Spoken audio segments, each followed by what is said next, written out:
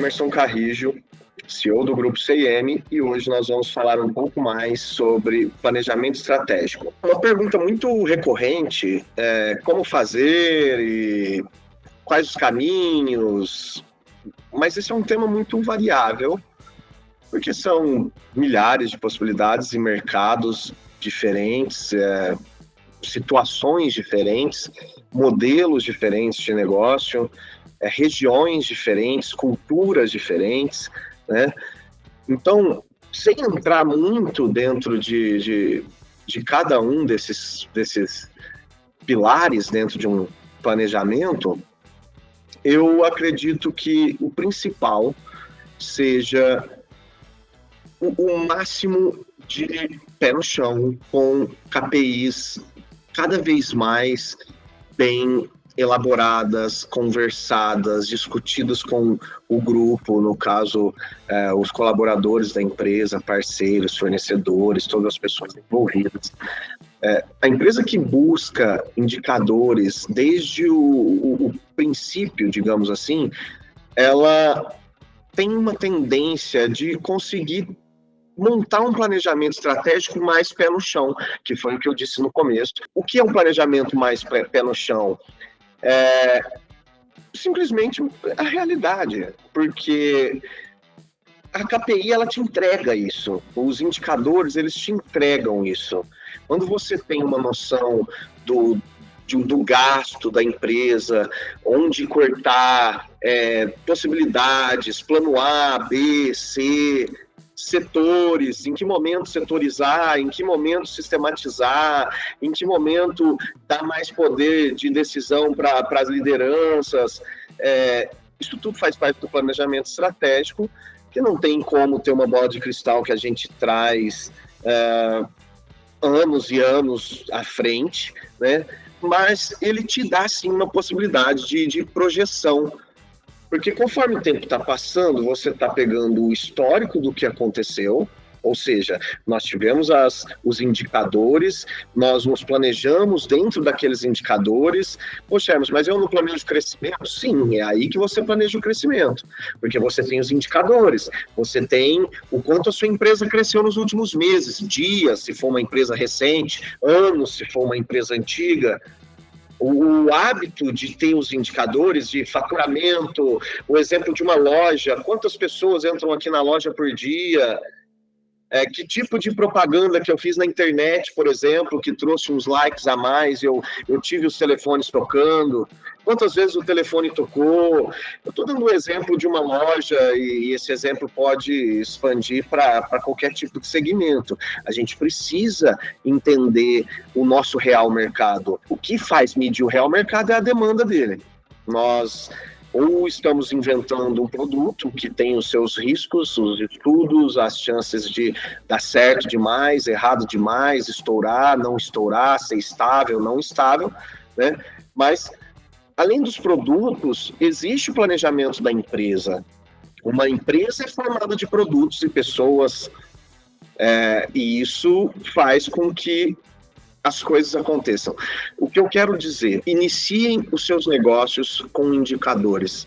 Quantas pessoas entraram no meu negócio hoje? Meu negócio é online, ok? Nós temos milhares de ferramentas de medição de visitas no seu site, visita nos marketplaces, enfim. Olha, eu sou um prestador de serviço, mas um prestador de serviço também precisa vender, ele precisa se anunciar. Quem não é visto não é lembrado. O que você fez? Quanto você gastou? Quanto gastou não é só de dinheiro, é de tempo também. Porque esses indicadores de tempo já vão trazer indicadores de quantos profissionais contratar. Quanto dinheiro eu devo gastar para trazer público para o meu negócio, sendo que quando eu não investi nada, entraram tantas pessoas, eu investi R$10, entrou uma pessoa, investi 20, entrou 2 pessoas. Eu preciso ter uma noção de uma porcentagem de crescimento, dia a dia, mês a mês, ano a ano. Isso não é um papo só para quem está no mercado há anos, isso é um papo para quem está começando, para começar certo. Comece anotando. Eu não tenho um sistema, pegue a antiga agendinha que eu falei tanto no final do ano sobre ela, que eu adoro.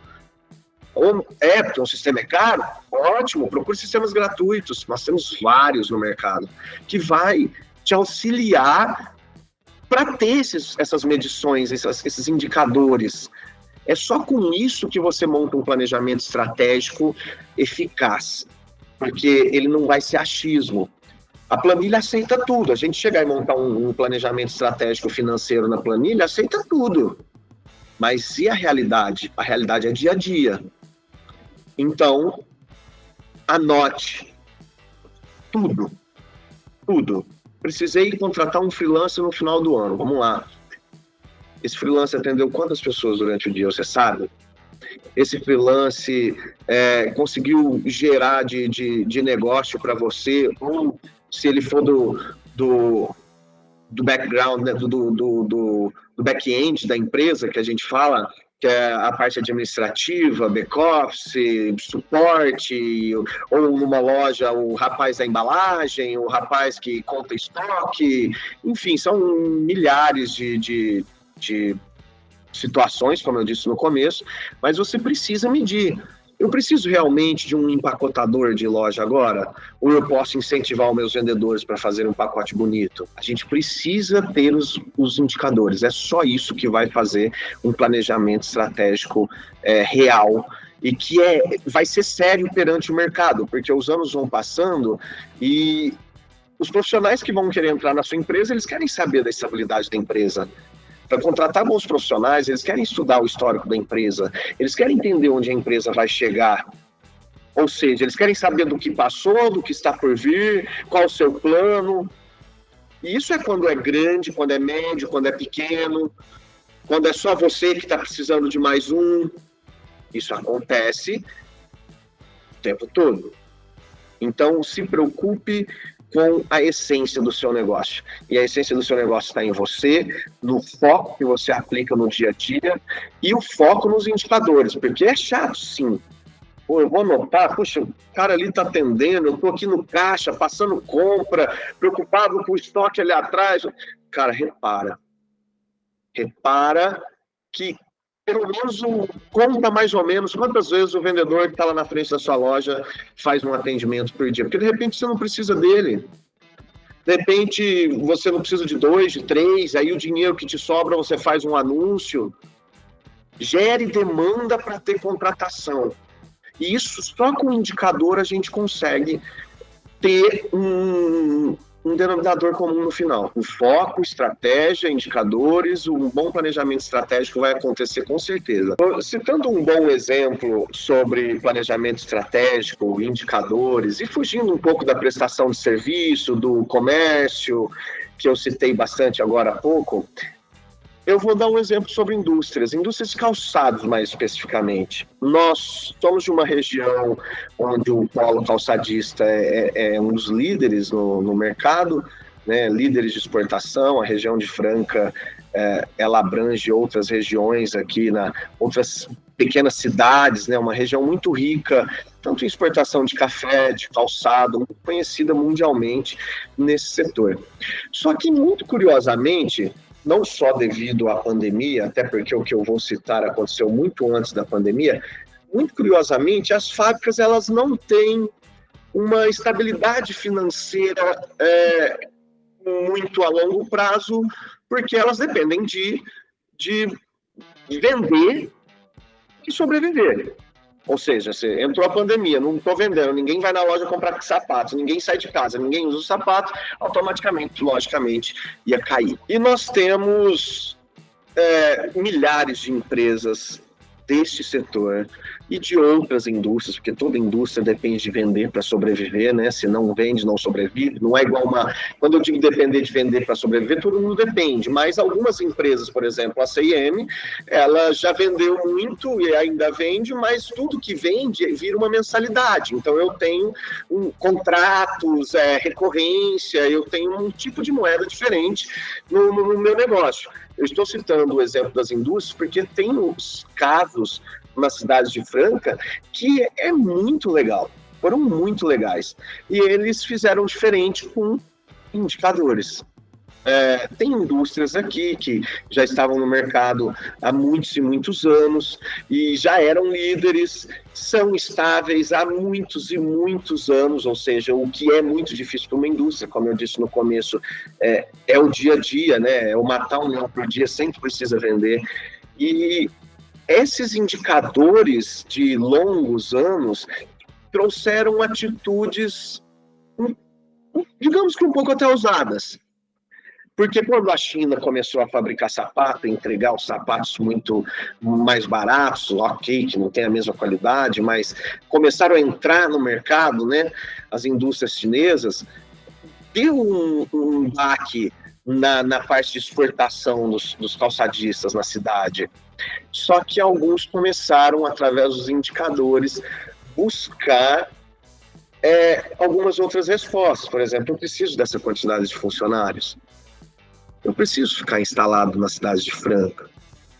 Será que eu não posso levar para uma outra cidade onde os impostos são menores, onde eu posso ter um auxílio do governo do estado por estar levando a indústria para lá, por dar emprego lá? Será que não compensa eu trazer uma máquina que faz o serviço de 2, 3 pessoas e eu coloco um profissional mais qualificado para mexer nessa máquina? Isso tudo é através de indicadores. É bacana que eu já conversei com empresários que eles têm até quanto perde de couro numa máquina de corte de sapato, por exemplo. Tem as peças do sapato, as pessoas vão... são várias peças, formam um sapato e o cortador tem o retalho que a gente chama, vai perdendo. Os caras têm tudo. E isso é legal, porque aí ele consegue chegar num fabricante de uma máquina moderna, de corte, sei lá, eu não sou um grande entendedor desse mercado, mas de corte a laser, e ver qual que é o desperdício disso aqui, porque couro é caro, por exemplo. Qual que é o nível de desperdício disso aqui? Será que eu estou só perdendo em economizar em profissionais, eu vou economizar em matéria-prima, eu vou ter outro tipo de economia? Então, as pessoas começaram através dos indicadores, se movimentar. E temos vários casos de fábricas grandes que levaram a produção para o Nordeste, fábricas grandes que mudaram a estratégia comercial. Tem vários casos bacanas. Eu cito muito, são verdadeiros guerreiros, porque é difícil tocar uma fábrica, é difícil tocar uma indústria porque o mercado evolui muito rápido e os caras estão acompanhando com indicadores, os anos estão passando, agora mesmo nós vamos ter fábrica com 100, 200 anos de existência, passando de gerações para gerações, porque os caras cuidam dos indicadores. Isso faz o negócio se manter. Qualquer tipo de indústria, né? Eu tenho um indicador de desperdício, eu tenho um indicador de quantidade de profissionais, os caras têm até medidores de quantos movimentos um profissional faz na máquina do período da manhã, do período da tarde, aquilo ali é somado no final, é a produção do cara. Aí entrou outro, se o outro não fez o mesmo tempo, pô, peraí, tem alguma coisa errada. Então é tanto medidorzinho, é tanto indicadorzinho que é útil no dia a dia, que é isso que faz um planejamento estratégico. É isso que fez vários fabricantes aqui na cidade de Franca se continuarem vivos, grandes referências em longo prazo à frente, o que é muito difícil no mercado industrial, e deu certo, está dando certo. Então é uma admiração que eu tenho, sim, pelos profissionais calçadistas, que é um case que eu não podia deixar de citar, pela transformação diária que esses caras passam, pelos desafios diários que esses caras passam, e eu escuto histórias de amigos, assim, coisas, desculpe o termo, cabulosas, monstruosas, e eles se viram, eles saem, eles perseveram, eles têm foco, eles usam os aprendizados, e assim eles crescem. O que cresce desorganizado ali na frente, ele morre, é apagado, ninguém lembra dele. O que cresce com os indicadores e usando tudo que aprendeu para continuar evoluindo, são realmente as referências do mercado.